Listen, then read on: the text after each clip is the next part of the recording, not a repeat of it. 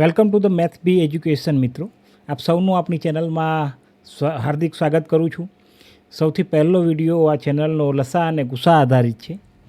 હવે અહીંયા સુધી જો તમે પહોંચી ગયા છો તો હું તમને ખાતરી આપું છું કે આ વિડીયો જોયા પછી કોઈ પણ પ્રકારની પરીક્ષાની અંદર લસા અને ગુસાના કન્સેપ્ટનો જો કોઈ પણ પ્રશ્ન પૂછાયો તો એ પ્રશ્નનો સોલ્યુશન કરવા માટે અથવા એનો જવાબ આપવા માટે તમે એલિજિબલ બનશો.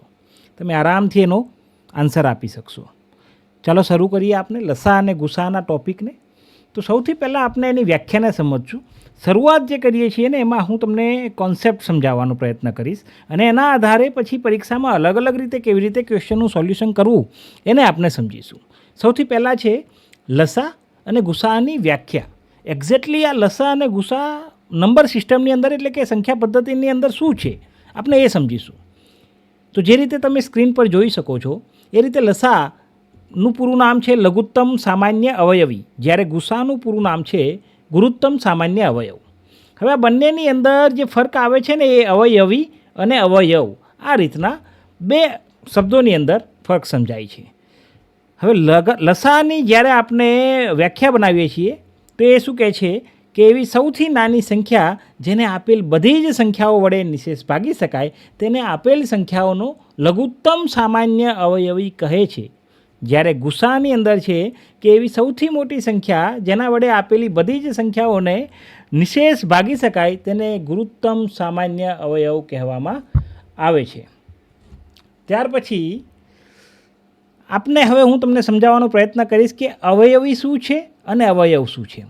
તો ખાસ કરીને જ્યારે હું તમને અવયવી સમજાવું છું ને તો માત્ર ગુણાકાર ઉપર ફોકસ કરવાનું છે અને હું એવી આશા રાખીશ કે જ્યારે તમે લસા અને ગુસાના ટૉપિક પર પહોંચ્યા છો તો તમને ગુણાકાર અને ભાગાકારના બેઝિક ખ્યાલ પ્રોપર હશે. બરાબર છે. ચાલો હવે હું અવયવી સમજાવવાનો પ્રયત્ન કરું. સપોઝ કે હું તમને કોઈ પણ એક પ્રશ્ન આપું કે મને 3ના અવયવી જણાવો. 3ના અવયવી જણાવો. અવયવી જણાવો. ચાલો, જો સૌથી પહેલી વખત તમે સાંભળતા હશો તો આપણને નવું લાગશે કે ભાઈ આનો જવાબ આપવો તો આપવો શું, પરંતુ કોઈ પણ સંખ્યાના અવયવી એ તેના ગુણનફળમાં હોય છે. જેમ કે 3, 3 પછી 3 એકા 3, 3 દુ 6, 3 તારી 9, 3 ચોક 12. તો આપણે ક્યાં સુધી જવાનું ભાઈ કે સાહેબ તમે 3 ચોક 12 બહુ તો આપણે 3 દસા 30. બરાબર છે, 30 સુધી જઈએ છીએ. ટેબલ તો આપણે 10 સુધી તૈયાર કર્યા છે. તો આપણે ક્યાં સુધી જઈ શકીએ અવયવી માટે? છેલ્લો અવયવી આપણને કયો મળે? તો કહે છે કે એનો જવાબની અંદર છેલ્લો અવયવી આપણે જાણી શકતા નથી, કારણ કે આપણે સંખ્યાઓને જો અનંત સુધી લઈ શકતા હોય તો એનો અવયવી પણ ક્યાં સુધી જઈ શકશે? અનંત સુધી. એટલે કે અહીંયા જે મેં સિમ્બોલ બનાવ્યું છે એ ઇન્ફાઇનાઇટનો છે. બરાબર છે. ઇન્ફિનિટીનો મતલબ થાય અનંત સુધી અવયવી ક્યારેય ગણી શકશું નહીં. કોઈ પણ સંખ્યાના અવયવી એ અનંત હોઈ શકે છે. તો ફિક્સ શું હોઈ શકે? તો હું તમને કહું કે અવયવ જે છે એ ફિક્સ હોય. જે રીતે તમે આ અવયવી સમજ્યા, હવે એક ચર્ચા આપણે અવયવ ઉપર કરી લઈએ કે ભાઈ અવયવ શું છે. તો અહીંયા સૌથી નાની સંખ્યા હું તમને દર્શાવું છું કે ભાઈ 4ના અવયવ જણાવો. તો તમે શું કહેશો કે સાહેબજી 4 જે છે ને એ 1ના ઘડિયામાં ફરજિયાત આવે. એટલે આમ તો 1ના ઘડિયામાં બધી જ સંખ્યાઓ આવે, એટલા માટે આપણે એમ કહેતા હોઈએ છીએ કે 1 એ તમામ સંખ્યાઓનો અવયવ હોય છે. તો આને આપણે ડિવાઈડ કર્યા કે ભાઈ 1ના ઘડિયામાં 4 આવે છે એટલા માટે એના 2 અવયવો 1 અને 4 એ સંખ્યા પોતે. આટલું તો આપણને ખબર છે કે કોઈ પણ સંખ્યાના અવયવો એક નાની સંખ્યા જે 1 જે બધામાં કોમન હશે અને એક સંખ્યા પોતે, આ 2 એના અવયવો હોય જ. હવે બીજા કોના ઘડિયામાં આવે છે? તો કીધું કે 2 ગુણ્યા 2 કરું તો પણ જવાબ શું મળશે મને? 4. 2 ગુણ્યા 2 કરશું તો મને જવાબ શું મળશે? 4. હવે જરા જુઓ, અવયવી જે છે એ અનંત સુધી જાય છે, પરંતુ અહીંયા જ્યારે મેં અવયવો લખ્યા છે ત્યારે અવયવો જે છે એ માત્ર અને માત્ર અનલિમિટેડ નંબર્સ દર્શાવે છે. જેમ કે અહીંયા મને 4ના અવયવો મળે છે 1, 2, 2 જે 2 વખત આવે છે જેને આપણે એક જ વખત લખશું, અને 4. તો હવે હું તમને સિમ્પલ સવાલ પૂછું કે ભાઈ 4ના અવયવોની સંખ્યા કેટલી છે? તો તમે કહેશો કે સાહેબજી એ 3 છે. જ્યારે હું તમને એમ પૂછી લઉં કે 4ના અવયવીની સંખ્યા કેટલી છે, તો તમે કહેશો કે સર 4નો ઘડિયો બોલો, જ્યાં સુધી જઈ શકો ત્યાં સુધી જવાશે આપને. તો બરાબર છે. મતલબ કે આના અવયવી જે છે એ અનંત હોય અને આપણે ગણી શકશું નહીં, જ્યારે અવયવ જે છે એ ફિક્સ છે. તો જો અવયવીની વાત કરી તો લસાની અંદર કન્સેપ્ટ કોનો યુઝ કરશું આપણે? અવયવી, એટલે કે મોટા ભાગે ગુણાકારનો કન્સેપ્ટ. જ્યારે ગુસાની અંદર જે કન્સેપ્ટ વપરાશે અવયવનો, અવયવ એટલે કે એની અંદરથી ભાગ કરતાં કરતાં આપણે નાનામાં નાના એના કેટલા અવયવો લઈ શકીએ એની જાણકારી આપણે મેળવીશું. તો આના ઉપરથી એક્ઝેક્ટ ડેફિનેશન છે ને, જે પ્રકારની વ્યાખ્યા તમને અહીંયા આપી છે એ વ્યાખ્યાને મુખ્ય રીતે આપણું કામ એ છે કે ભાઈ એને પ્રોપર રીતે સમજીએ. અહીંયા એવું કહે છે કે એવી સૌથી નાની સંખ્યા, અહીંયા વ્યાખ્યાની અંદર નાની સંખ્યા એવું બોલે છે, અને આપણે લઘુત્તમ સામાન્ય અવયવી એવું પણ કહીએ છીએ. પરંતુ તમે ઓબ્ઝર્વ કર્યું હશે કે જ્યારે તમે લસા શોધો છો ને તો એનો જવાબ હંમેશા મોટો આવે છે, અને એની સિન્ટેક્સ જે છે એ લઘુત્તમ લખાય છે. બરાબર છે. તો એવું કેવી રીતે શક્ય બને છે? તો આપણે એક ઉદાહરણ સાથે આપણે એને સમજવાનો પ્રયત્ન કરીએ. તો લસા અને ગુસાની અંદર આગળ હું તમને શું સમજાવી શકું? તો ભાઈ કે કેવી રીતે આપણે લઘુત્તમ સામાન્ય અવયવી શોધતા હોઈએ છીએ. તો એનું નાનું ઉદાહરણ તમને આપવાનો પ્રયત્ન કરું છું. હું તમને એમ કહું છું કે ચાલો 4 અને 10નો લસા શોધો. તો લસા શું છે? તો એ છે લઘુત્તમ સામાન્ય અવયવી. હવે આપણું કામ શું છે? તો સૌથી પહેલાં તો 4ના આપણી પાસે બે સંખ્યાઓ છે, એક છે 4 અને બીજું છે 10. કેવી રીતે શોધવો આ કન્સેપ્ટ સમજાવું છું, એટલા માટે આપણે આની અંદર થોડો ટાઈમ લઈશું. પછી જે પ્રકારના ક્વેશ્ચન પૂછાય છે એનું સોલ્યુશન કેવું કરવું એ આપણે કેટલી ઝડપથી કરી શકશું એનો ખ્યાલ આપણે આ વિડીયોની અંદર તમને આપશું. તો જ્યારે હું તમને સમજાવું છું કે 4 અને 10નો લસા લેવો છે, તો એની વ્યાખ્યા પ્રમાણે કે ભાઈ કેવી રીતે મોટામાં મોટી સંખ્યા બને છે એ સમજવાનો પ્રયત્ન કરશું. તો 4ના અવયવી આપણા કેટલા મળે છે? તો 4ના અવયવી અહીંયા આપણે જો લખીએ ને તો એ થાય છે બરાબર 4 ગુણ્યા નહીં, 4 પછી લખશું 8, પછી લખશું 12, પછી લખશું 16. ટૂંકમાં આપણે લખવાનો થાય છે 4, 8, 12, 16. ક્યાં સુધી લખાય ભાઈ? તો કહે છે કે અવયવીમાં તો સાહેબ તમે છે ને જ્યાં સુધી લખવું હોય ત્યાં સુધી લખી શકાય છે. 20, 24, 28. ચાલો અહીંયા સુધી બસ થયું, નહીં તો આ તો વિડીયો જ પૂરો નહીં થાય, હે કે નહીં? અવયવી જ લખતા રહેશું તો પછી એ તો આ જીવન લખીએ તો પણ અવયવો પૂરા થાય એમ છે નહીં. એટલે આપણે એને આપી દીધા ડોટ મીન્સ અનંત સુધી જઈ શકશો. જેને જવું હોય એ આરામથી બેસીને કરી શકે છે. ચાલો 10ના અવયવીની વાત કરી લઈએ. તો 10ના અવયવીમાં આપણું કામ માત્ર એ છે કે આપણે 10નો ઘડિયો બોલશું. 10, 10 દુ 20, 10 તારી 30, 40. કેટલા સુધી જવું એ બસ ઇનફ છે. મારું કામ એ છે કે એવી સૌથી નાની સંખ્યા 4 અને 10ના અવયવીમાં મને મળવી જોઈએ કે જે સંખ્યાને હું 4 અને 10 બંનેથી ભાગી શકું. તો જરા ચેક કરો, જ્યારે હું 4 અને 8ની વાત કરું છું, 4ના અવયવીની અંદર જ્યારે સમજવાનો પ્રયત્ન કરું છું, તો અહીંયા 4, 8, 12, 16 અને 20 ઉપર જાઉં છું ને ત્યારે મને બંનેમાં એક કોમન સંખ્યા દેખાય છે, અને એ બંનેમાં કોમન સંખ્યા કઈ છે? 20 છે. આથી આપણે એવું કહી શકીએ કે ભાઈ 4 અને 10નો લસા જે છે એ કેટલો મળશે? 20 મળશે. તો અહીંયા તમને જવાબ મળે છે, કેટલો મળ્યો છે? 20. તો 4 અને 10નો લસા પણ કેટલો થયો? 20. હવે આ જ સવાલને હું તમને એમ કહી દઉં કે તમે મને 4 અને 10નો ગુસા કરીને આપો. તો જે રીતે તમે અવયવી શોધવા માટે ગુણાકારનો ઉપયોગ કર્યો, એ જ રીતે 4 અને 10માં આપણે શું પ્રયત્ન કરીશું કે ભાઈ 4ના ભાગ પાડીએ આપણે એવી રીતે કે જેથી કરીને આપણે એ બંને સંખ્યાઓની અંદર કોઈ વસ્તુ આપણને કોમન મળી શકે. તો ભાઈ 4ને હું શું કહી શકું? 2 ગુણ્યા 2 4 કહી શકું? બરાબર છે, કહી શકાય. એ જ રીતે આપણે 10ને શું કહી શકીએ? તો 10ના જો ભાગ પાડવા હોય તો 10 એકા 10 થાય, અને બીજું શું થાય? તો કહે છે કે 2 ગુણ્યા 10 થાય. 2 ગુણ્યા 5 થાય. ચલો, તો અહીંયા તમે એટલું તો સમજી શકો છો કે ભાઈ 4 અને 10ના જ્યારે મેં અવયવો પાડ્યા ને ત્યારે મને જવાબમાં મળે છે શું?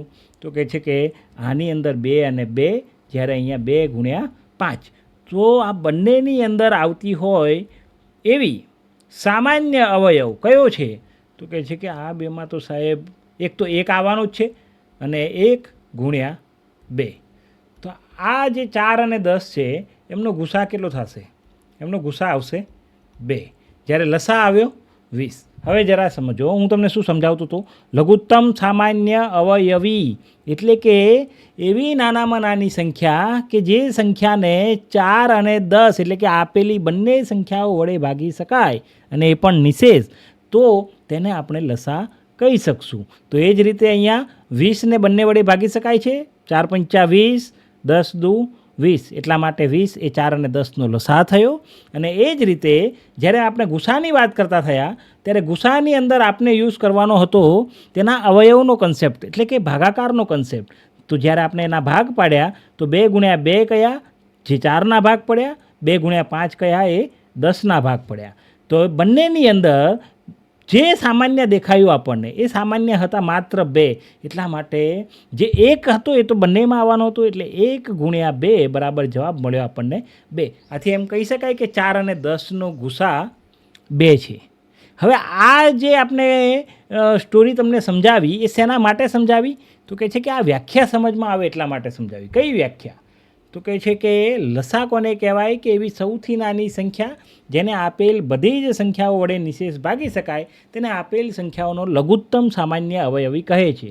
આશા રાખું છું કે તમને આમાં સમજણ પડી હશે.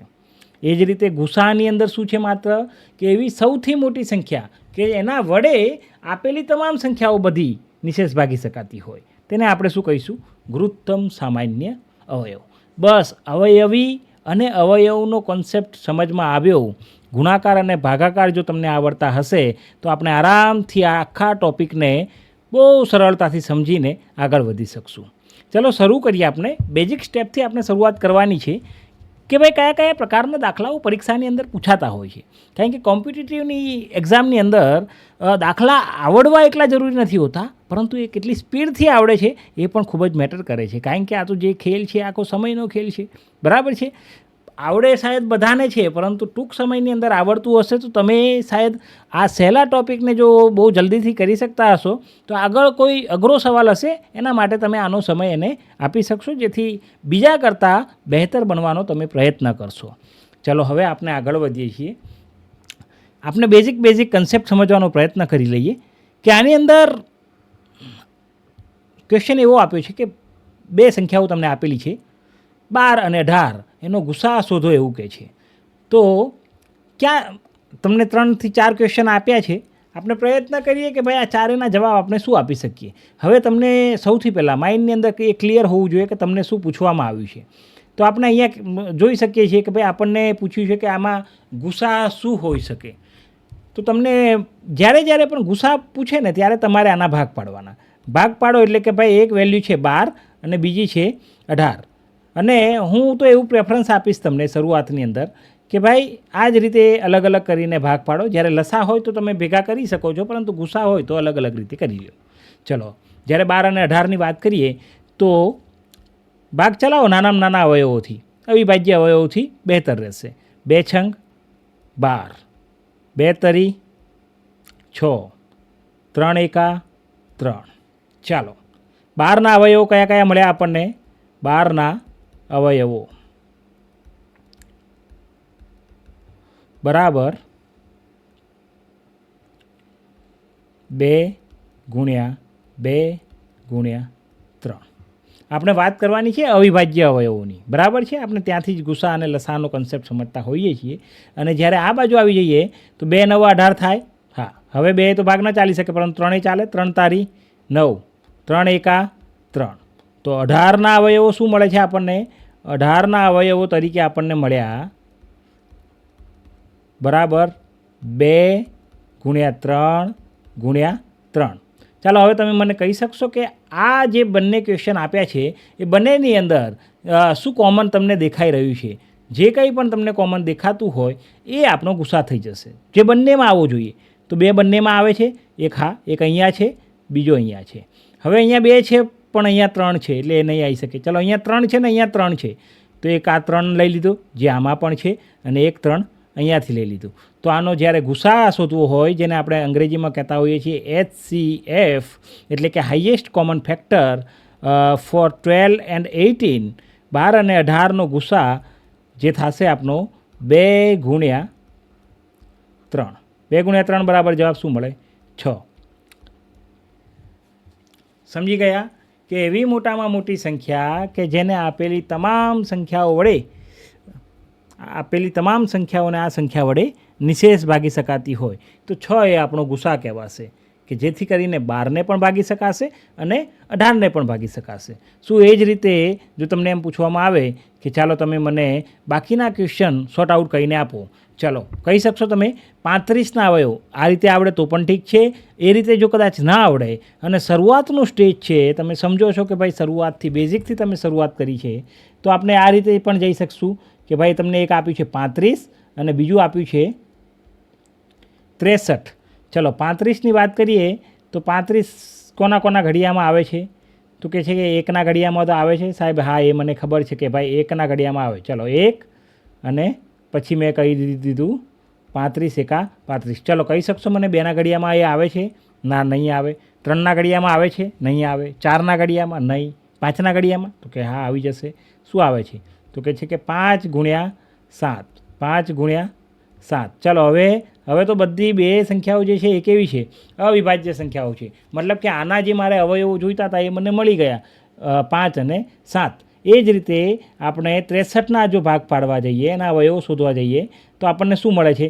તો કે સાહેબ 63 એકા 63. મેં કીધું હા ભાઈ, તમે કહો એમ, 63 એકા 63. ચલો લઈ લીધું. ત્યાર પછી તો આગળનું તો કંઈક બોલો ભાઈ. 2ના ઘડિયામાં 63 આવે? ના આવે. 3નામાં આવે? હા આવે. તમને ક્યાં ખબર પડી સાહેબ? મેં કીધું ઘડિયા તૈયાર કર્યા છે. પણ ઘડિયાળની સાથે આપણે ચાવીઓ પણ તૈયાર રાખવી પડશે. ચાવીઓ જેવી કે 1ની ચાવી, 2ની ચાવી, 3ની ચાવી, અપ ટુ ક્યાં સુધી? 10ની ચાવી સુધી. બરાબર છે. એ ગુણાકાર ભાગાકારના સંખ્યા પદ્ધતિના બેઝિક ટોપિક છે. જો અત્યારે તમને નથી આવડતા તો આપણે એના ઉપર પણ એકાદો વિડીયો આપણે બનાવશું. પરંતુ અત્યારે આપણે અહીંયા આગળ વધવાનો પ્રયત્ન કરીએ તો 3ના ઘડિયાની અંદર એ આવે છે. 3ના ઘડિયાની અંદર એ ક્યારે આવે છે? તો વિચાર કરો, જો તમને જ્યારે એવું પૂછવામાં આવે કે 3નો ઘડિયો ક્યાં સુધીનો આપણને આવડતો હોવો જોઈએ. આમ તો ટેબલ આપણે 1થી 10 સુધીના જ કરતા હોઈએ છીએ. નોર્મલી આપણને ગણતરી 1થી 30 સુધીના ઘડિયાની હોવી જોઈએ. તો આપણે આસાનીથી આનો જવાબ આપી શકશું અને ઝડપી કેલ્ક્યુલેશન કરી શકશું. પણ નથી આવડતું તો પણ કંઈ ખાસ ચિંતા કરવાની જરૂર નથી, કારણ કે શરૂઆત તમે જ્યારથી કરો છો ત્યારથી બહેતર શરૂઆત તમે કરી શકશો. ચાલો 3ના ઘડિયાની અંદર જો એનો ભાગ પાડીએ તો મને ઘડિયો આવડે છે એટલા માટે હું તાત્કાલિક ધોરણે એમ કહી શકું કે 21 તરી 63 થાય. ચાલો હવે 3 તો અવિભાજ્ય આવી ગયો, એના ભાગ આપણે પાડી નથી શકવાના, તો કોના ભાગ પાડીએ? આપણે 21ના પાડીશું. તો 21 પણ 3ના ઘડિયામાં આવે છે. કયામાં આવે છે? 7 તરી 21. તો મને હવે અહીંયા આ જે ફ્લો બનાવ્યો છે ને એને ટ્રી ટાઈપ ફ્લો કહેવામાં આવે છે. હવે આની અંદર તમને અવિભાજ્ય અવયવો જોવા મળતા હોય તો 35ના અવયવો જોવા મળ્યા 1, 5 અને 7. એ જ રીતે 63ના તમને અવયવો જોવા મળશે 1, 3 અને 7. બીજી વખત પણ 3 આવેલા છે. આપણું કામ છે કે બંનેની અંદર કોમન હોય એને આપણે ગુસા તરીકે લઈ શકશું. તો કે છે કે સાહેબજી 1 એ બંનેમાં આવે છે, એ હંમેશા બધામાં આવવાનો છે. શું 5 આવે છે? 5 આમાં નથી આવતો, આમાં છે, માટે આપણે એને લઈ શકશું નહીં. જ્યારે 7 જે છે એ બંનેમાં આવે છે. 7 અહીંયા પણ છે અને 7 અહીંયા પણ છે. એટલા માટે આ બંનેના ગુસા તરીકે. તો એ જ રીતે આપણે આનો જ્યારે જવાબ લખતા હોઈએ ત્યારે HCF હાઈએસ્ટ કોમન ફેક્ટર, એટલે કે ગુજરાતીમાં આપણે એને કહીએ છીએ ગુસા. કોનો? તો કહે છે કે 35 અને 63. એનો જવાબ આપણને આપે છે 7. તો એવી ગુરુત્તમ એટલે કે મોટામાં મોટી સંખ્યા 7 છે કે જેના વડે 35 અને 63ને તમે ભાગી શકશો. બરાબર છે. એ જ રીતે તમારે જવાબ આપવાનો થાય છે 18 અને 108નો. શું જવાબ આપી શકાશે આનો? તો સેમ તમારું કામ શું છે? તમારું કામ છે ભાઈ એના ભાગ પાડો અથવા તો એના અવયવો પાડો. કેવી રીતે પાડી શકાશે? બંને રીતે. આપણે બંને રીતો જોઈ લીધી છે કેવી રીતે આપણે એના અવયવો શોધી શકીએ છીએ. તમને જે ઇઝી લાગે એનાથી તમે ટ્રાય કરી શકો છો. શરૂઆત કરીએ આપણે બેઝિક રીત, પરંતુ હું બધાને સલાહ આપીશ કે હવે જ્યારે શરૂઆત કરતા હોય ત્યારે ટ્રીવાળી બહેતર રહે છે, પરંતુ જ્યારે તો આપણે એડવાન્સ લેવલ ઉપર જવાનું થાય ત્યારે આપણે આ જ મેથડથી તેના ભાગ કરીશું. ચલો, 18ને કઈ નાની સંખ્યાઓ વડે ભાગી શકાશે? તો શરૂઆત કરીએ તો ભાઈ એકમનો અંક બેકી છે એટલે 2 વડે ભાગી શકાય, ઓબ્વિયસલી ભાગી શકાશે. 2 નવા 18. ત્યાર પછી ચલો 2 નહીં ભગાય તો 3 ચલાવીએ. 3 તારી 9, 3 1. ચલો, આના અવયવ પડી ગયા. ત્યાર પછી તમને કઈ સંખ્યા આપવામાં આવી છે? પછી આપવામાં આવી છે 108. 108ના જો આપણે ભાગ પાડીએ તો આપણને જવાબ મળશે શું? તો 2 ભાગ ચલાવશું તો આપણને મળશે 2 × 54 તો 108 થાય. 2 27 દુ 54. ત્યાર પછી 2 નહીં ચાલે એટલા માટે 3 નવા 27. ત્યાર પછી 3 તારી 9 અને ત્યાર પછી 3 એકા 3. ચલો, 1 આવી જાય ત્યાં સુધી, એનાથી નીચે આપણે જઈ શકતા નથી. હવે આ બંને જે ટૉપિક છે એની અંદર તમને પૂછવામાં આવ્યું છે ગુસા. તો ગુસા જ્યારે પૂછ્યો હોય ત્યારે તમારે કામ એ છે કે ભાઈ એ બંનેની અંદર જે કોમન હોય એ બંને કોમન સંખ્યાઓને તમે લઈ અને ગુણાકાર કરો એટલે તમને મળશે ગુસા. ચાલો, સૌથી પહેલાં મળ્યા છે 2 જે બંનેની અંદર આવે છે. ત્યાર પછી અહીંયા આવી જાય છે 3 જે અહીંયા પણ આવે છે, માટે આ 3 પણ લઈ શકાશે. એના પછી પણ અહીંયા 3 છે જે અહીંયા પણ 3 દર્શાવે છે. એટલા માટે આપણે આનો જો ગુસા લેવો હોય તો આપણને મળશે HCF of 18 and 108 is equal to 2 × 3 × 3. 3 તારી 9 × 2 એટલે કે જવાબ આવશે 18. તો 18 એ એવી મોટામાં મોટી સંખ્યા છે કે જેને 18 અને 108 બંનેને નિશેષ ભાગી શકાશે. ચાલો, એ જ રીતે જે ચોથો ટૉપિક પણ સેમ તમને પૂછવામાં આવ્યું છે, ગુસા શોધો. હવે શું પરીક્ષામાં આ ટાઈપના ક્વેશ્ચન પૂછાશે સાહેબજી? ક્યારેય ન પૂછાય. આવા તમને પહેલાં બીજા ધોરણની અંદર આ ગુણાકાર ભાગાકાર સમજાયા પછી ચોથા પાંચમામાં તમને આ કન્સેપ્ટ આપી દે છે. એટલે આવું તો બધાને આવડી જશે, બધાને આવડે એટલા માટે તમને થોડું પૂછવાનું છે. તો ભાઈ તો આપણને કેવું પૂછશે? આપણને પૂછશે બસ એ ગોળ ફેરવીને પૂછશે, પણ કોન્સેપ્ટ તમારે કયો લાગુ કરવો પડશે? અત્યારે જે સમજીએ છીએ એ જ. એમાં પણ કંઈ ખાસ અઘરું આવવાનું છે નહીં. હવે આપણે એ એક્સેપ્ટ કરી શકીએ કે શાયદ તમારું મેથ્સ વીક હોય જ્યારે જે તે સમયે તમે ભણતા હતા, પરંતુ અત્યારે તમે જ્યારે 18+ છો તો તમારું મગજ વ્યવસ્થિત રીતે વિકસિત થયેલું છે કે જેથી કરીને તમે કોઈ પણ પ્રકારનો કોમ્પ્લેક્સ કોન્સેપ્ટ હોય એને સમજવા માટે એટલીસ્ટ સક્ષમ તો બનો. એક વખત સમજવાનો ટ્રાય તો તમે કરી શકો છો, બરાબર છે? ત્યારે ગણિત નહોતું આવડતું એટલે અત્યારે નહીં આવડે એવું પણ જરૂરી હોતું નથી. શાયદ અત્યારે તમે બહેતર કેપેબલ બની શકો કે ગણિતને વધુ સરળતાથી અને સારી રીતે સમજી શકશો, બરાબર છે? ચાલો, હવે ચોથા નંબરના ક્વેશ્ચનની અંદર તમને શું પૂછવામાં આવ્યું છે કે તમારે જોઈએ છે 36 અને 54નો ગુસા. 36 અને 54. તો જ્યારે 36 અને 54ની વાત આવે તો આપનું કામ છે 36 અને 54ના ભાગ કરી દો. ચાલો, 36ના ભાગ કરીએ. 2 18 2 9 સીધા કેટલાય ચાલશે? 3 તારી 9 3 1. ત્યાર પછી વાત કરીશું આપણે 54ની. ચાલો, 2 ચાલે? હા, આરામથી ચાલશે 2. કેમ? કારણ કે એકમનો અંક કેવો છે? બેકી છે. 2 27 દુ 54. 2 નહીં ચાલી શકે. 3 9 27. 3 તારી 9 3 1. હવે આ બંનેની અંદર જે કંઈ પણ કોમન હોય એ આપણો ગુસા કહેવાશે. શું અહીંયા સુધી કન્સેપ્ટ ક્લિયર? જુઓ, 2 અહીંયા આવે છે, અહીંયા આવે છે, એટલે જો આપણે આના ગુસાની વાત કરી હશે તો 2 તો આવશે. તો કે હા, 2 આવશે. 2 અહીંયા છે પણ અહીંયા છે ના નથી એટલે નહીં લઈ શકાય. 3 અહીંયા છે, 3 અહીંયા પણ છે એટલે 3 આવશે. તો કે હા આવશે. બંનેમાં હોય તો આવશે. 3 અહીંયા છે, 3 અહીંયા પણ છે તો આવશે? હા આવશે. તો આનો પણ જવાબ શું આવ્યો કા? આનો જવાબ આવ્યો 3 તારી 9 × 2 એટલે કે 18. 18 એ એવી મોટામાં મોટી સંખ્યા છે, એવી મોટામાં મોટી સંખ્યા છે કે જેને 36 અને 54 બંનેને નિશેષ ભાગી શકાય છે. આનાથી મોટી સંખ્યા વડે 36 અને 54ને ભાગી શકાશે નહીં. મોટામાં મોટી આ થઈ. સમજી ગયા ગુસા કોને કીધો? જે રીતે આપણે ગુસાને સમજ્યા આ વાત હતી ફેક્ટરની. ફેક્ટર એટલે કે ગુસા ગુરુત્તમ સામાન્ય અવયવ એટલે અવયવ આવ્યો ત્યાં ભાગાકાર આવ્યો. હવે જ્યારે લસાની વાત કરીશું ત્યારે આપણી પાસે શું આવશે? ત્યારે આપણે સમજવાનું રહેશે ગુણાકારનો ટોપિક. કયો ટોપિક?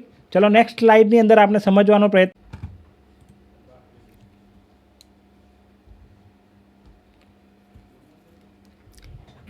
ચાલો, જે રીતે તમે ગુસ્સા જોયા, હવે આપણે શરૂઆત કરી દઈએ લસાની. લસા શોધવો હોય તો ઝડપથી આપણે કેવી રીતે શોધી શકશું? તો જે આપણે શરૂઆતની અંદર વાત કરી કે ભાઈ લઘુત્તમ સામાન્ય અવયવી આપણે અવયવીઓ પરથી આપણે જતા હોઈએ છીએ અને એના ઉપરથી આપણને લઘુત્તમ સામાન્ય અવયવી મળે છે. પરંતુ એને જો ઝડપથી શોધવું હોય તો આપણે આની અંદર શું કરી શકીએ કે જે કંઈ પણ સંખ્યાઓ તમને આપી છે, માની લો કે અહીંયા આપણને આપવામાં આવેલી છે 15 અને બીજી આપેલી છે 45. તો 15 અને 45 ને એને પ્રોપર રીતે લખો અને ત્યાર પછી એના ભાગ પાડો. ચાલો, શું તમે મને કહી શકશો કે ભાઈ આ 15 અને 45ને 2 વડે ભગાય?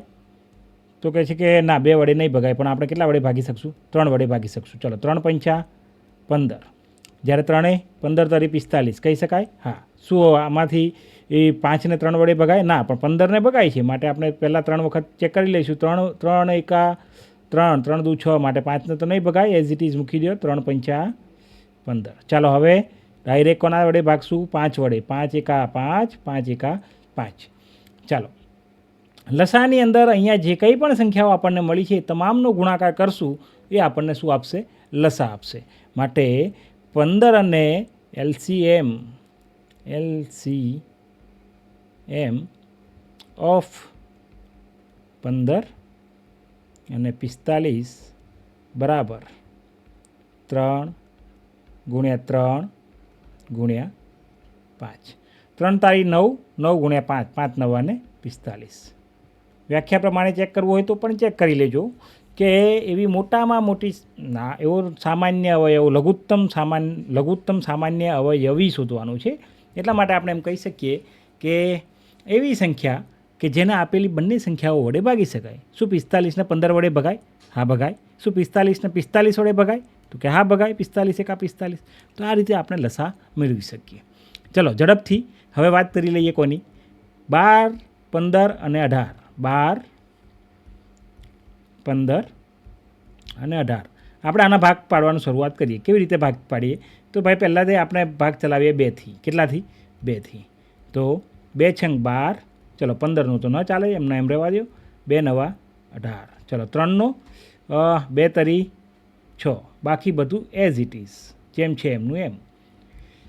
ચલો, હવે ભાગ ચલાવીએ. 2થી તો નથી ચાલવાનો, હવે 3ની વારી. ચલો, 3 એકા 3, 3 પંચા 15, 3 તારી 9. ફરી નાનામાં નાની સંખ્યા ચેક કરો. 3, 1નું તો પૂરું થઈ ગયું છે, 5ને ભગાશે નહીં, માટે 3 એકા 3. ચલો, હવે કોણ બચ્યું? ખાલી 5. તો 5 એકા 5 થઈ ગયું કમ્પ્લીટેડ. ચાલો, 1 ના આવે ત્યાં સુધી આપણે ગુણાકાર ચાલુ રાખવો પડે, એના અવયવો કાઢવા પડે આપણે. બરાબર છે? તો હવે તમને LCM ઓફ 12, 15 અને 18નો જવાબ શું મળશે? 2 ગુણ્યા 2 ગુણ્યા 3 ગુણ્યા 3 ગુણ્યા 5. એટલે જવાબ આપણને મળે છે શું? 2 દુ 4 તરી 12 તરી 36, 36 ગુણ્યા 5, તો 3 પંચા 15 અને 6 પંચા 30. એટલે જવાબ મળશે આપણને 180. જુઓ, આ ગુણાકારની પ્રેક્ટિસ જેટલી વધારે થશે એટલું ઝડપથી તમને આનું સોલ્યુશન કરતાં આવડશે. હવે આ તો કરી લીધો આપણે બધાનો ગુણાકાર, એટલે જવાબ મળ્યો 180. માટે આ ત્રણેયનો લસા જે છે એ 180 થશે. 180 એવી સંખ્યા રહેશે કે જેને તમે 12 વડે પણ ભાગી શકશો, 15 વડે પણ ભાગી શકશો અને 18 વડે પણ ભાગી શકશો. ચલો, ત્યાર પછી કન્સેપ્ટ આપ્યો 20, 30 અને 60. હવે કેટલાક અગત્યના નિયમો પણ આપણે ધીમે ધીમે યાદ કરવાતા રહેવા પડશે. ત્રીજોનું સોલ્યુશન આપણે આપી દઈએ તો પછી એક નિયમની ચર્ચા કરી લઈશું એમાં. ચાલો, 20, ત્યાર પછી છે 30 અને ત્યાર પછી છે 60.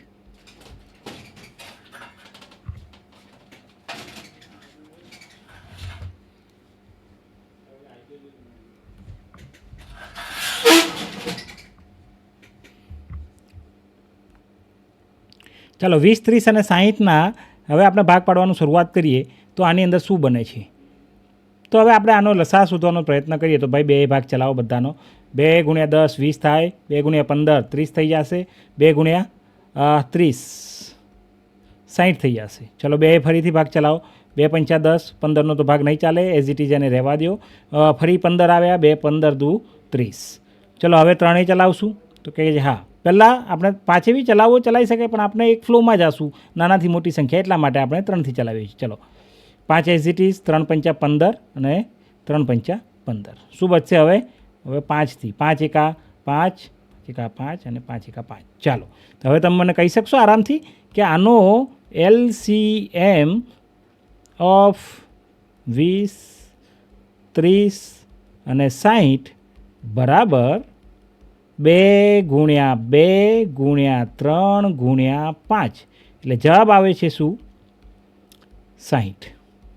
2 દુ 4, 4 તરી 12, 12 × 5 60. બરાબર છે. હવે આના ઉપરથી કયો કન્સેપ્ટ આપણે યાદ કરવો પડે કે જ્યારે તમને આવી 2 કે 3 સંખ્યાઓ આપેલી હોય અને એમાંની એ પૈકીની મોટી સંખ્યા, એટલે અહીંયા મોટી સંખ્યા કઈ છે? 60 છે. જો 60ને 30 વડે પણ ભગાતી હોય અને 20 વડે પણ ભગાતી હોય તો આપણે એવું કહી શકીએ કે આ ત્રણેય સંખ્યાઓનો લસા એ 60 હશે. જો સૌથી મોટી સંખ્યાને બીજી તમામ નાની સંખ્યાઓ વડે ભગાઈ શકાતી હોય, 20 અને 30 વડે ભાગી શકાતી હોય, તો એનો લસા શું બનશે? 60. એટલે કે એ મોટી સંખ્યા બનશે. જેમ કે ફોર એક્ઝામ્પલ તરીકે હું તમને એમ કહું કે ચાલો મને 45 અને 90નો લસા આપો, તો આમાં મોટી સંખ્યા કઈ થઈ? 90. 90ને 45થી ભગાય તો કહે કે હા ભગાય છે, માટે આનો લસા શું થયો? તો LCM = 90. બરાબર છે. તો મોટી સંખ્યાને જો નાની સંખ્યા વડે ભાગી શકાય તો મોટી સંખ્યા એ લસા તરીકે લઈ શકાશે. ચલો એ જ રીતે હવે આપણે પાછા આવી જશું ચોથા નંબરનો ક્વેશ્ચન 36 84 અને 24. આપણું કામ શું છે? સિમ્પલ. હવે તમને સમજણ તો પડી હશે કે આપણે કેવી રીતે આના લસા શોધવાના થશે. તો 36 84 અને 24ને લખી દીધા અને પછી આપણે એના ભાગ પાડવાના શરૂ કરી લઈએ. ચલો કેવી રીતે ભાગ પડે છે એના જોઈ લઈએ. સૌથી પહેલાં 2 ભાગ ચલાવીએ. 2 × 18 દુ 36, 2 2 × 8, 2 દુ 4 એટલે 42 દુ 84 અને 12 દુ 24. ફરીથી 2 ચલાવશું. 2 9 18, 21 દુ 42, 2 6 12, 2 હજુ પણ ચાલશે. 2 9 9 તો એઝ ઇટ ઇઝ, 21 પણ એઝ ઇટ ઇઝ, જ્યારે 2 તરી 6. ચલો હવે 3 ભાગ ચલાવશું. 3 તારી 9, 3 7 21, 3 1 3. ફરી 3 ભાગ ચલાવશું. 3 1 3, 7નો તો નહીં ચાલે, 1 તો એઝ ઇટ ઇઝ. હવે આ છેલ્લું વધ્યો 7, 7 1 7. ચાલો આનો LCM શું થયો? LCM of 36, 84 and 24 is equal to 2 × 2 × 2 ગુણ્યા 3 ગુણ્યા 3 ગુણ્યા 7. ચલો 2 દુ 4 દુ 8, 8 તારી 24, 24 તારી 72, 72 ગુણ્યા 7 27 49, 490, 7 દુ 14. એટલે આનો જવાબ આવશે 504. શું જવાબ આવશે? 504. તો 36 84 અને 24નો લસા બનશે 504. ચલો આશા રાખું છું કે અહીંયા સુધી તમને સમજણ પડી હશે. તો ગુસા અને લસાની પ્રક્રિયા આપણે કંઈક આ રીતે કરી શકશું. ચલો હવે ધીમે ધીમે આપણે એડવાન્સ લેવલ ઉપર જઈએ. પરીક્ષાઓની અંદર જે પ્રકારનું પૂછાશે એ પ્રકારના ટૉપિક આપણે સમજવાનો પ્રયત્ન કરીએ. તો જ્યારે એનાથી આપણે આગળ જઈએ છીએ ત્યારે તમારી સમક્ષ એક નવો સવાલ છે. જેમ કે 513, 1107 અને 783નો ગુસા શોધો એમ કહે છે. ગુસા શોધવાનો આવે છે ત્યારે હંમેશા તમારે એને અલગ અલગ કરવાનો પ્રયત્ન કરવાનો. લસાની અંદર આપણે બધા સાથે લઈ શકશું. ચલો આપણે ભાગ પાડીએ. એના શું કરી શકીએ છીએ તો જોઈ લઈએ. આના અવયવો પાડવાનો પ્રયત્ન કરીએ છીએ. આપણી પાસે 2 રસ્તા છે. તમે ટ્રીવાળી ફોર્મ્યુલા પણ યુઝ કરી શકો છો અને સાદી રીતે પણ કરી શકો છો. ચાલો અવિભાજ્ય અવયવ આપણે એના પાડીએ ત્યારે 513. ચલો 513ને તમે કહી શકશો કે આને 2 વડે ભગાય? ના, ન ભાગી શકીએ. તો હવે 3 માટે 3ની વિભાજ્યતાની ચાવી શું કહે છે કે જો તેમના અંકોનો સરવાળાને 3 વડે ભાગી શકાય તો આખી સંખ્યાને પણ 3 વડે ભગાઈ શકાય. તો તો 5 + 1 + 3, 5 ને 1 6, 6 ને 3 9. તો આ સંખ્યાના સરવાળાને આપણે 3 વડે ભાગી શકતા હોય તો આખી સંખ્યાને પણ 3 વડે ભાગી શકે. તો આને આપણે જ્યારે 3 વડે ભાગશું તો 3, 3 એકા 3, 2 બચ્યા છે 11, 3 તારી, ચલો 2 બચ્યા, 3 સત્તા 21, 3 સત્તા 21 અને 1. ચલો ફરીથી 3 વડે ભગાશે, 7 ને 2 9, 3 વડે ભાગી શકાશે. 3, 3 પંચા 15, 2 બચ્યા, 3 સત્તા 21. 3 વડે ભગાય તો કે હા, ઘડિયા આવડતા હોય તો ભગાય. 19 તારીને 57. ચાલો હવે નહીં ભગાય તો 19 એકા 19. કેમ? કારણ કે 19 કેવી સંખ્યા આવી ગઈ? અવિભાજ્ય સંખ્યા. ચાલો હવે વાત કરીશું આપણે કોની? 1107ની. તો 1107ની વાત કરીએ તો ચેક કરી લો એમનો સરવાળો કેટલો છે. 7 ને 2 9 થાય છે, 3 વડે ભગાશે. ચલો 3 તારી 9, 2 બચ્યા, 3 છંગ 18, ફરી 2 બચ્યા, 3 9 27, 9 6 15 ને 3 18, ફરીથી 3 વડે ભગાશે. ચલો 3, 3 એકા 3, 3 દુ 6, 3 તારી 9, 3 ને 3 6, ફરી 3 વડે ભગાશે. 3, 3 ચોક 12, 3 એકા 3. હવે અહીંયા શું આવી ગયું? 41. 41ને ભગાશે? ના, નહીં ભાગી શકાય. તો 41 એકા 41. ચાલો ત્યાર પછી આપણે આવી જઈએ સીધા 783. ચલો 783ના ભાગ કરીએ આપણે તો અહીંયા આપણને શું મળે છે? 7 ને 3 10 ને 8 18, એટલા માટે 3 વડે આને આપણે ભાગી શકશું. તો 3 વડે જ્યારે ભાગાકાર કરીએ છીએ, 3 દુ 6, 1 બચ્યું 18, 3 છંગ 18, 3 એકા 3, 6 ને 2 8 ને 1 9, ફરીથી 3 વડે ભાગ ચાલશે. ચાલો 3 8 24, 2 બચ્યા, 3 સત્તા 21. ચાલો કોના ઘડિયામાં આવે છે કહી શકશો? તો કે છે હા, હજુ પણ 3 વડે ચાલશે. 3 ગુણ્યા 2, 3 દુ 6, 2 બચ્યા, 3 9 27. હવે 29 તો કેવી સંખ્યા છે? અવિભાજ્ય સંખ્યા છે, માટે એને ભાગી શકાશે નહીં. ચાલો હવે તમે મને કહી શકશો કે આની અંદર ગુસાનો મતલબ છે ત્રણેયમાં આવવા જોઈએ. ચાલો ત્રણેયમાં શું આવે છે? 3 છે, 3 છે અને આ 3 છે. તો આનો ગુસા એટલે કે HCF કોનો છે ભાઈ? 513, 1107 અને 783. ના જવાબમાં આપણે શું આપશું? તો કહે છે કે 3 એ આવે બધામાં. હા, પછી ફરીથી 3, 3 અને 3. તો અહીંયા લખીશું ગુણ્યા 3, પછી અહીંયા 3, 3 અને 3. જે ત્રણેયમાં આવે છે એ આપણો જવાબ થશે, માટે આનો જવાબ આવશે 3 ગુણ્યા 3 ગુણ્યા 3, 3 તારી 9 તરી 27. ચાલો તો હું આશા રાખું છું કે અહીંયા સુધી તમને સમજમાં આવ્યું હશે. તો સિમ્પલ રીતે આપણે ધીમે ધીમે એડવાન્સ લેવલ ઉપર જઈ રહ્યા છીએ. હવે આના પછી જો આ તમને સમજમાં આવી ગયું હોય તો આપણે આના આગળના ટોપિક ઉપર જઈએ. શું ક્વેશ્ચન કે છે કે 1.08, 0.36 અને 1.2નો લસા શોધો. તો હવે અહીંયા તમારે શું કરવું પડશે? તો કહે છે કે સિમ્પલ ફોર્મ્યુલા. જ્યારે તમને લસા પૂછે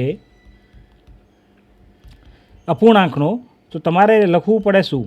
અંશનો લસા, અને તમે જ્યારે છેદ કરશો તો તમે અહીંયા શું લખશો? છેદનો ગુસા. ચાલો તો અહીંયા ક્યાં અપૂર્ણાંક દેખાય છે? તો કે છે કે જુઓ એને બરાબર જોશું તો આપણને આના અપૂર્ણાંક જોવા મળશે. 1.08 ના છેદમાં કેટલું લખાશે? ના છેદમાં 100. પછી શું છે? બીજું છે 36, 36 ના છેદમાં 100, અને બીજું શું છે? 12 ના છેદમાં 10. ચલો જે રીતે હવે આપણે શું કરવાનું છે ભાઈ? 108, 36 અને 12. હવે મેં તમને શું કીધું હતું કે જ્યારે પરીક્ષાની અંદર આવી 3 સંખ્યાઓ આપેલી હોય અને સૌથી મોટી સંખ્યા જો નાની સંખ્યા વડે ભાગી શકાતી હોય તો આપણે મોટી સંખ્યાને લસા તરીકે લઈ શકશું. તો 108 જે છે ને એ 36ના ઘડિયામાં આવે. કેવી રીતે? 36 ગુણ્યા 3 કરો ને એટલે જવાબ શું મળશે? 108. 36 મલ્ટીપ્લાય બાય 3 કરો એટલે તમને મળે 108. તો એ જ રીતે 12 ગુણ્યા તમે 9 કરો. 12 ગુણ્યા શું કરશો? 12 ગુણ્યા 9 કરો તો પણ જવાબ શું મળે? 108. માટે તમારે અંશનો જે લસા લેવો હતો તો એ લસાની અંદર જવાબ શું મળશે તમને? 108. ચાલો એ જ રીતે છેદનો ગુસા. છેદમાં શું છે? 100 છે, 100 છે અને 10 છે. તો ભાઈ જો આપણે 100ના અવયવો કરીએ તો આને 10 ગુણ્યા 10 કહેવાય? તો કે હા કહેવાય. આને 10 ગુણ્યા 10 કહેવાય? હા કહેવાય. અને અહીંયા તો પોતે 10 છે. ત્રણેયમાં કોમન હોય એવું શું છે? 10, 10 અને અહીંયા પણ 10, તો 108ના છેદમાં 10. તો આનો જવાબ શું આવશે? 10.8. આ ખૂબ જ અગત્યનો કન્સેપ્ટ છે જે તમારે ધ્યાનમાં લેવાનો રહેશે. માની લો કે આની અંદર જો તમને એમ પૂછી નાખે કે ગુસા શોધો, તો ફોર્મ્યુલા શું લગાડવાનું કે અપૂર્ણાંક સંખ્યાનો ગુસા બરાબર અંશનો ગુસા છેદમાં છેદનો લસા. આ જો ફોર્મ્યુલા તમને યાદ રહી ગયું તો તમે કોઈ પણ પ્રકારના ક્વેશ્ચન સોર્ટ આઉટ કરવા માટે સક્ષમ બનશો.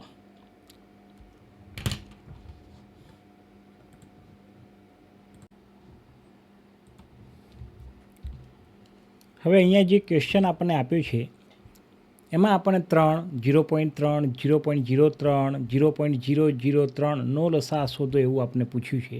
હવે અહીંયા ક્વેશ્ચન પહેલાં આપણે સાદા ક્વેશ્ચનના લસા અને ગુસા શોધ્યા છે, પરંતુ હવે આપણી પાસે કંઈક અલગ છે, એટલે કે આ દશાંશ અપૂર્ણાંક છે. દશાંશ અપૂર્ણાંક એ એક સાદા અપૂર્ણાંકનો જ ભાગ કહી શકાશે. તો દશાંશ અપૂર્ણાંકને સૌથી પહેલાં તો તમે સાદા અપૂર્ણાંકની અંદર કન્વર્ટ કરવાનો પ્રયત્ન કરો. તો આને લખવું હોય તો લખાઈશું. તો આપણે આને એવી રીતે લખી શકીએ કે આને આ જે છે 3 એ 3ના છેદમાં 1 છે, ત્યાર પછી 3ના છેદમાં 10 છે, ત્યાર પછી 3ના છેદમાં 2 પોઈન્ટ આપેલા છે એટલે કેટલા કહી શકાશે? 3ના છેદમાં 100 છે, અને બીજા છે 3ના છેદમાં 3 0 એટલે કે 1000. 1, 2 અને 3 0. ચાલો, અહીંયા આપણી પાસે સાદા અપૂર્ણાંક આવી ગયા છે. હવે આપણે આમનો લસા શોધવાનો થાય ત્યારે સાદી સંખ્યાઓના તો લસા આપણે આરામથી શોધી શકીએ છીએ, પરંતુ જ્યારે આપણી પાસે અપૂર્ણાંક આવી જાય ત્યારે અપૂર્ણાંકનો લસા એની અંદર આપણી પાસે શું હોય છે? તો કહે છે કે એક અંશ હોય અને એક બીજો છેદ હોય. તો આનો લસા આપણે શોધીએ તો કેવી રીતે? તો જરા જુઓ, લસા બરાબર અપૂર્ણાંકનો લસા એવું કહી શકશું. લસા બરાબર અંશનો લસા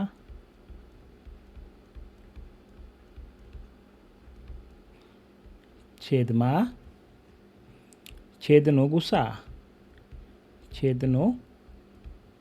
આ એક ફોર્મ્યુલા આપણે યાદ રાખશું કે જ્યારે પણ આપણી પાસે અપૂર્ણાંક સંખ્યાઓ આવી તો આપણે એમનો લસા અને ગુસા કેવી રીતે શોધી શકશું. તો ચાલો મિત્રો, તમે એમ કહી શકશો કે અંશની અંદર કઈ કઈ કિંમતો આપી છે? તો કહે છે કે દરેકની અંદર 3, 3, 3, 3 આપેલા છે. તો આનો લસા શું થાય? તો અંશનો લસા શોધવાનો છે આપણે. તો તમામ સંખ્યાઓ 3, 3, 3 છે, એટલા માટે આપણે એમ કહી શકીએ કે ભાઈ અંશનો લસા એ 3 જ રહેશે. ચાલો, હવે આપણી પાસે શું વધ્યું? હવે આપણી પાસે વધ્યો છેદ. છેદની અંદર આપણી પાસે કઈ કઈ કિંમતો છે આપણે જોઈએ. તો આપણી પાસે છે 1, ત્યાર પછી છે 10, ત્યાર પછી છે 100, ત્યાર પછી છે 1000. હવે અહીંયા 1 છે, 10 છે, 100 છે અને અહીંયા છે 1000. હવે જરા જુઓ, જો આપણે આના અવયવો કાઢી લઈએ ને તો પણ આપણે એની અંદર કંઈ ખાસ કોમન જોવા મળતું નથી. 5 ગુણ્યા 2. હવે 1 જે છે એનો અવયવની અંદર તમે શું લખી શકો? 1 1 ઝા 1 એટલે કે 1 1 આ 1. એટલે અહીંયા 1 જે છે ને એ તમામ સંખ્યાઓનો અવયવ કહેવાશે કે નહીં કહેવાય? 10નો અવયવ 1 હોય, 100નો અવયવ 1 હોય અને 1000નો અવયવ 1 હોય. માટે આપણે આના ગુસા તરીકે આપણે લઈ શકશું 1ને. કોને લઈ શકશું? 1ને. આ શું છે? 10, 10 ગુણ્યા 100. હવે જરા જુઓ, 5 5 5 આ બધામાં 10 10 10 બધામાં હતા, પરંતુ પહેલી જે સંખ્યા છે એ સૌથી નાની છે અને એમાં 1 છે, એમાં ક્યાંય 10 આવતો નથી. એટલા માટે આપણે આ જે સંખ્યા છે 1, 10, 100 અને 1000 એમનો ગુસા બનશે શું? 1. માટે આપણો જવાબ શું થયો? તો કહે છે કે આપેલી જે સંખ્યાઓ છે એમનો ગુસા બનશે 3. એટલે કે આ જ અહીંયા પછી હવે આપણે ક્યાં આવી જશું? તો કે હવે આપણે આપણા ક્વેશ્ચનની અંદર આવશું. તો આપણા ક્વેશ્ચનની અંદર 3, 0.3, 0.03 અને 0.003નો લસા 3 મળશે આપણને. તો ચલો, આપણે આશા રાખીએ કે અહીંયા સુધી તમને સમજમાં આવ્યું હશે. હવે આપણે એના પછીના નેક્સ્ટ ટૉપિકની ઉપર જઈએ.